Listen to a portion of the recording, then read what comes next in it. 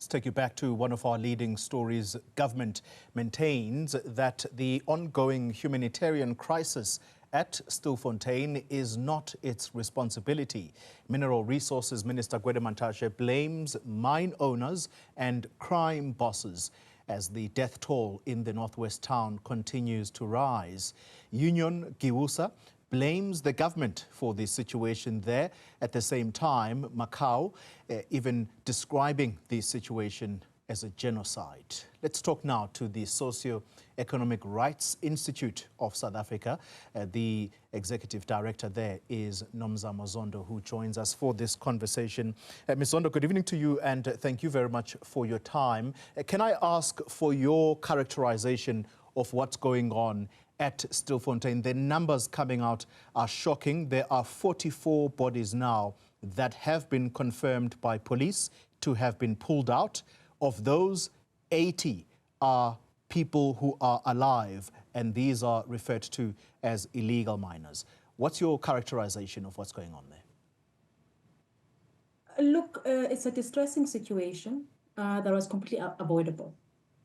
I think calls quite early on, the police were called upon to take a human rights approach, that everybody recognizes and respects the right of government to firstly fight crime, and secondly to regulate every economy, every sector. But there was almost an insistence that the lives of these people doesn't matter. That is our characterization. And it is unfortunate that even 3 months after even the chairperson of the portfolio committee had said, please balance the right to life and what you're trying to do, we get to speak today at the rescue operations and have so many lives lost. Are we at a point where we can start apportioning blame, you think? I mean, blame is a very negative word, but it's important for us to learn our lessons. It's important for us to accept responsibility. So if we speak now, for instance, we've come to a point now where there is a rescue of the miners after our colleagues at Lawyers for Human Rights, which I have a lot of respect for, brought a case to try and make sure that in fact, MACAU brought a case to make sure that the right to life and the right to dignity of these miners is respected. We are here at a time where government has fought tooth and nail through the courts to not do that, to not act in a way that respects the human rights of people. That we have to recognize. We don't want to sit in 10 years' time and be in the same situation because we're too scared to allocate blame. It's important for us to be clear to say, in our country, we have certain principles, we have certain values, and we value everyone. And everyone, even when accused of crime, deserves to be treated with dignity, that their rights are protected, and that they must follow through due process. We can't just simply because we feel we have a problem that's too hot on our hands, decide that we're going to be gung-ho and ignore people's rights and ignore even the value of human life. And I want to say here at this point, yes, we might not be apportioning blame, but we also know that many people are speaking about, yes, this is what we needed. And now what are we saying now? People have lost their lives. Are we saying that actually they deserve that? Are we saying that because we've decided they're illegal miners, it doesn't matter that today we can say on one day, we can count 44 lives lost. We can count them. Tomorrow, the number will rise. It's a humanitarian crisis that we were never ready for, but it's painful because it's a humanitarian crisis that many people warned against. It's a humanitarian crisis that the police had to decide how they approach. I think even the fact that so many miners were there was itself a humanitarian crisis. But to be in a position that where they decided to cut off food, cut off access points and entry points, and importantly, exit points, that's what has brought us here. And it's important that we not forget that, because that's the only way we're going to make sure that doesn't happen again. On that point, just a note that the police minister, Senzo Mchunu, is listening in on our conversation. He's going to react in a moment. Are police the only source of blame here, Ms. Zondo? And I'm asking that question to you based on videos we have seen, videos of abuse, blatant abuse going on underground, the so-called kingpins lashing people with what looks to be very just dangerous weapons that they are using. Are police the only source of blame? Can we not also start thinking about particularly the emaciated nature of the people coming out of these Stilfontein shafts? They look very gaunt, and I'm sorry to use such description, but it is what the pictures have shown us. People who are looking very thin, and surely there are those who have been taking food for themselves. Can the police be the only source of blame for starvation that has gone on underground? Look, so I think the very first point, I think you're right to point out that there are a group of people who, as you say, the kingpins, the people who are probably gaining the most from this, right? Those people, first of all, we entrusted solving that problem to the police.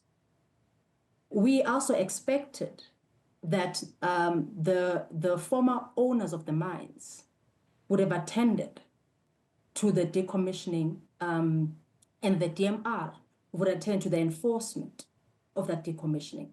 So firstly, I completely agree with you that there is responsibility on the part of the kingpins, but as a South African public, probably even as a community of Stilfontein, the first point of the place where they would have sought help is the police.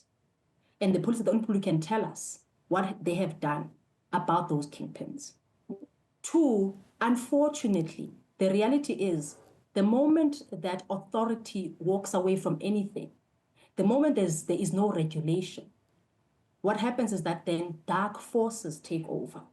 And therefore, government has to question itself whether they have exercised enough regulation, enough authority over informal mining, and what the best position is in the circumstances we find ourselves in.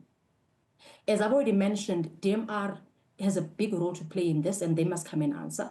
And I think the mines we can't forget about the mines either.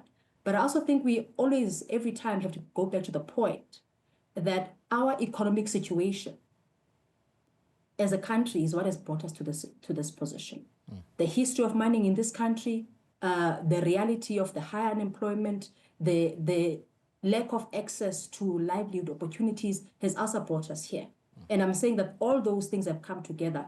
But as Nomzamo, and I believe as many people who are watching your show, we trusted our government to attend to this, but to attend to this in a way that recognizes the principles that we've already agreed govern us, the principles in our constitution. Final question, and briefly if you can. Very strong language has been used by the organization MACAU. It is the Mining Communities United in Action. And they are saying that what we are starting to witness, given the body count, is nothing short of a massacre, if not a genocide. What's Siri's view on that kind of characterization? Look, I think it's important that we listen to MACAU, because they were the people who didn't just only sound the warning sign, but they took action. They took action to say, we need to respond to this in a more humane way. And unfortunately, some people in government, some people in the media, some people in the public did not want to recognize the reality that we were sitting in, that this was possible. I would agree that it's a massacre, that the state has driven us to this point.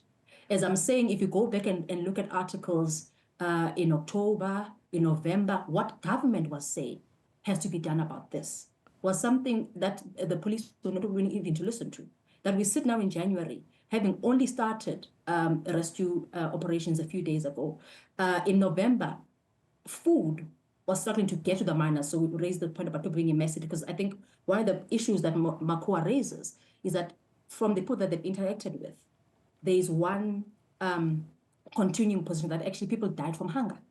They died from starvation. They died from the fact that food could not go to the shafts. Yeah. So even if we're going to have to now speak about, for instance, that there was food that was sent through charities, and that food didn't reach everyone or didn't reach only a few people. The reality is our government, our police cut off access to food for thousands of people. Nomzamo, Zondo, thank you very much for your time. She is a director at the Socio-Economic Rights Institute.